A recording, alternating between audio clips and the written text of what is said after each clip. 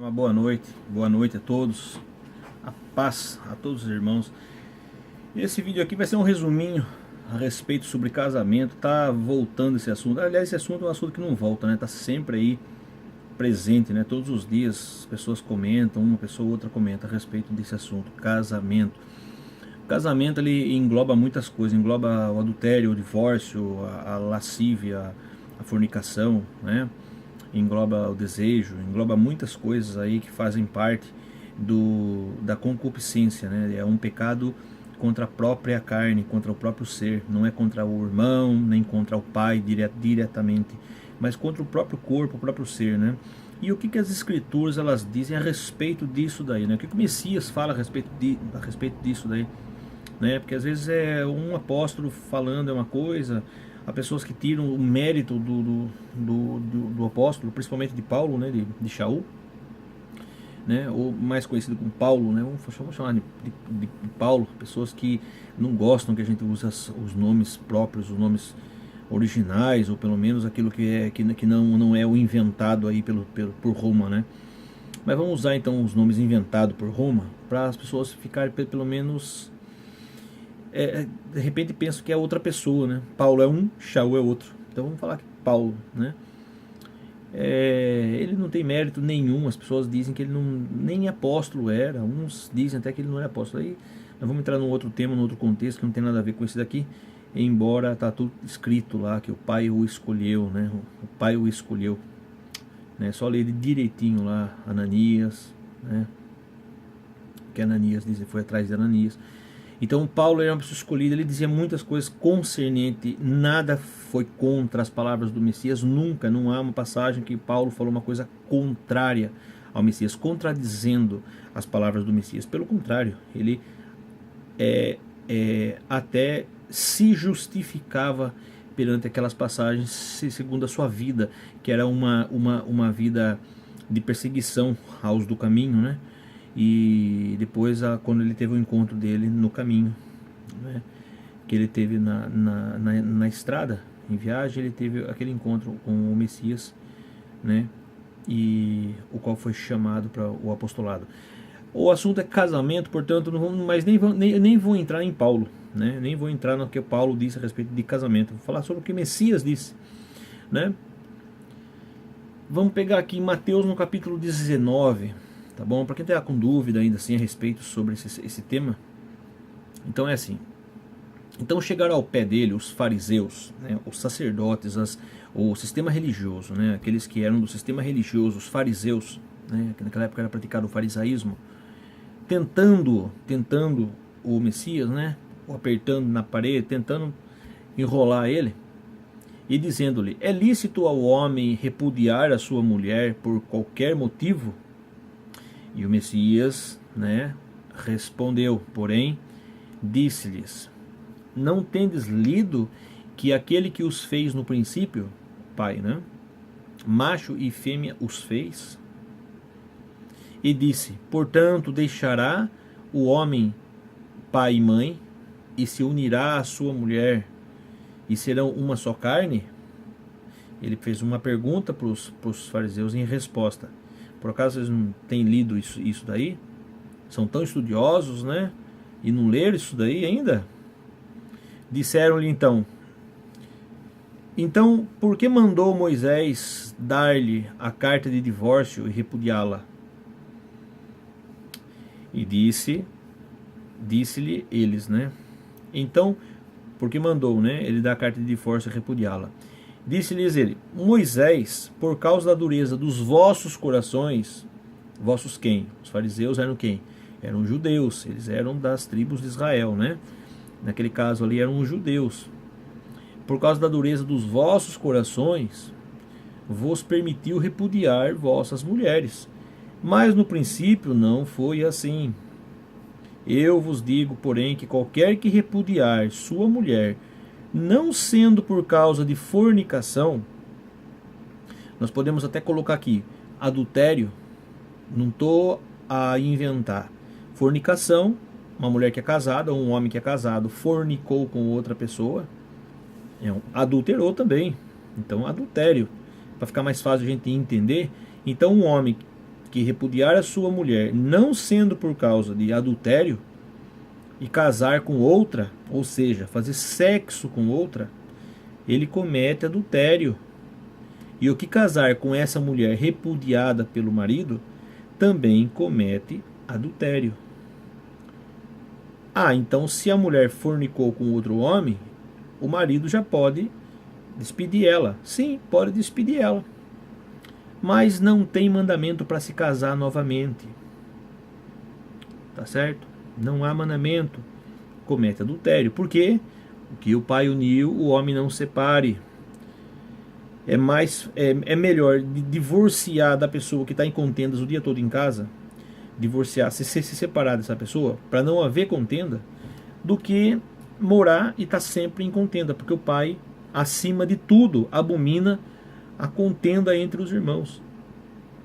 Nesse caso, o casamento ficou secundário. Agora, já que estão casados, já fizeram sexo, casamento é acasalamento, a mesma palavra, a etimologia vai dar no mesmo princípio. O acasalamento, ou seja, sexo, copulação, ou dormir junto, tá bom? É a mesma coisa. É casamento. O casamento é isso. O casamento não é ficar na frente de um sacerdote, que nem existe, né? Sacerdote nem existe. Não existe. Mas dizem que existe, né? Se querem fazer de sacerdote, da ordem de quem, né? Mas não existe, o casamento não é ficar na frente de um sacerdote, o sacerdote falar algumas palavras ali, que está nas escrituras fora de contexto até, e pronto, agora eu vos declaro. Quem que é ele para declarar alguma coisa? Ele não é ninguém. Ele não é ninguém.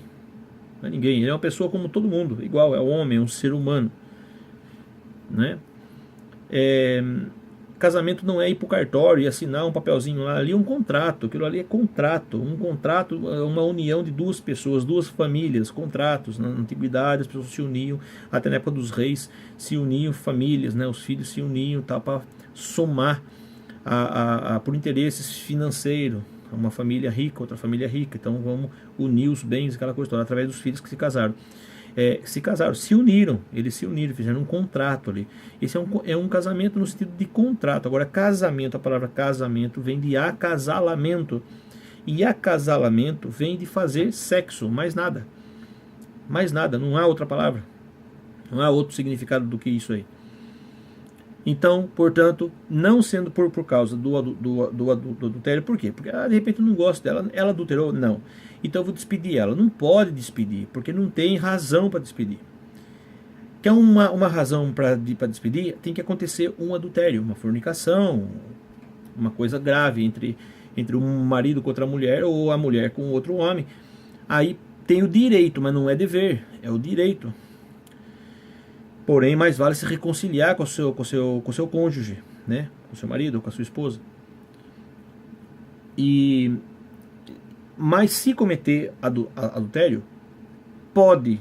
Não é que é obrigado, mas pode separar. Até porque depois que cometeu vai virar só briga em casa, vira aquela confusão, né? Então, como o pai não quer confusão, então separe. Vive cada um para um lado. Mas não tenha relações sexuais com outra pessoa novamente, porque você vai adulterar o seu casamento que o pai uniu. O pai uniu o homem e a mulher. Vou fazer, mas antes de continuar sobre isso daí, vamos para a parte de Hebreus. Só para confirmar, em Hebreus no capítulo 13, está escrito assim: venerado seja entre todos o matrimônio. Entre todas as coisas daqui da terra, seja venerado, seja, digamos, é louvável o matrimônio. E o leito sem mácula. O que é o leito sem mácula? É a cama sem deitar outra pessoa, a não ser a sua esposa ou o seu marido? Sim, fisicamente sim. Mas o leito significa a própria pessoa, aonde um se chega ao outro. Esse é o leito. Então esse leito tem que ser sem mácula. O que é mácula? Mácula é um arranhão, é uma falha, é uma sujeira, é alguma coisa que ficou errado, é uma mácula. Mácula é um machucado, na tradução literal, mácula significa machucado ou magoado, no sentido físico. Então o leito sem mácula é um leito sem nenhum machucado. É o leito, é o homem e a mulher, o casal, né? Pode ser fisicamente a cama, não pôr outra pessoa na mesma cama, não é? Ou na cama de uma outra pessoa. Se não for na minha cama, então pode ser num outro lugar. Não, acabei como dizer. Fisicamente é a mesma cama, mas a cama é a própria pessoa. O leito é a pessoa, onde uma pessoa aleita a outra. A palavra é essa mesma. Uma pessoa aconchega a outra. A mulher é para o homem é para a mulher. Correto? Então sejam vossos costumes. Pera lá, matrimônio, o leito sem mácula. Porém, os que se dão à prostituição e aos adultérios, desculpe, e aos adúlteros, o Pai os julgará. Não sejam vossos costumes sem avareza, contentando-vos sejam vossos costumes, estou ruim de leitura hoje. Sejam vossos costumes sem avareza, contentando-vos com o que tendes. Porque ele disse: não te deixarei, nem te desampararei. Ou seja, se você não deixar a sua vida, está na continuação aqui não mudou de assunto não. É Hebreus no capítulo 13, bem no comecinho, do versículo 4 para baixo. Não mudou de assunto não. Aqui ali em cima falou: sejam o venerado entre todos o matrimônio e o leito sem mácula. Porém, aos que se dão à prostituição e aos adúlteros, o Pai os julgará. Sejam vossos costumes sem avareza, contentando-vos com o que tendes. Porque ele disse: não te deixarei, nem te desampararei. Se você tem a sua esposa ou tem o seu marido, e você não está contente com aquilo que você tem, aqui está a deixa aqui está a deixa da palavra para você deixar esse tipo de pensamento. Tá bem? Porque ele não vai desamparar. Você entende o significado e o Pai vai amparar você. Ele vai dar para você, além de você ter um entendimento a respeito do assunto, ele não vai desamparar você. Ele vai fazer você se sentir bem, vai estar amparando você sobre a sua vida conjugal. E assim, com confiança, ousemos dizer: o Pai, o Criador, é o meu ajudador, e não temerei o que me possa fazer o homem. Tudo que há nesse mundo, que é o físico, que é do homem, o homem humano, no caso o humano, não temerei a nada do que o homem, o ser humano, possa fazer contra mim, porque o Pai é o meu ajudador. Tá certo?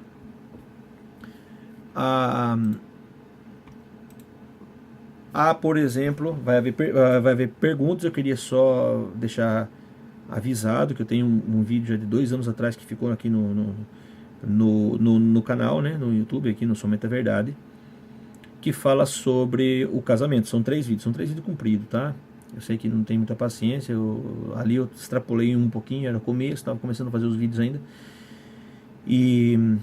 mas está explicado minuciosamente todos os aspectos sobre casamento. Não ficou nenhuma dúvida, até porque não houve nenhuma pergunta que não houvesse resposta nesse mesmo vídeo. Mas se houver alguma, eu agradeço que coloque, porque eu também procuro sempre a verdade. Procuro correr atrás, procuro aprender, não é? Eu não sei nada, e o que sei eu passo conforme estou aprendendo, estou passando para todos, assim, naquele patamar, assim, apenas de despertamento, de entendimento, nada de ensinar porque sabe, não. O que eu aprendi, o que eu li, o que está escrito no contexto que está escrito, eu procuro passar para todos, repartir o pão com todos, né? Se houver dúvida, vai haver, eu sei porque o vídeo tá curtíssimo, né, sobre essa passagem só. Ponha dúvida, por favor, ponha dúvida, porque todas as respostas estão nas escrituras, tá bom? A paz a todos, então, e obrigado por ter visto mais um vídeo. Na verdade, o obrigado é eu que Eu agradeço que vejam, porque o intuito do vídeo é realmente passar a mensagem à frente e que todos possam repassar com suas próprias palavras, com aquilo que entendeu, sempre seguindo o contexto das escrituras, tá bom? A paz a todos e até o próximo vídeo aí. Obrigado.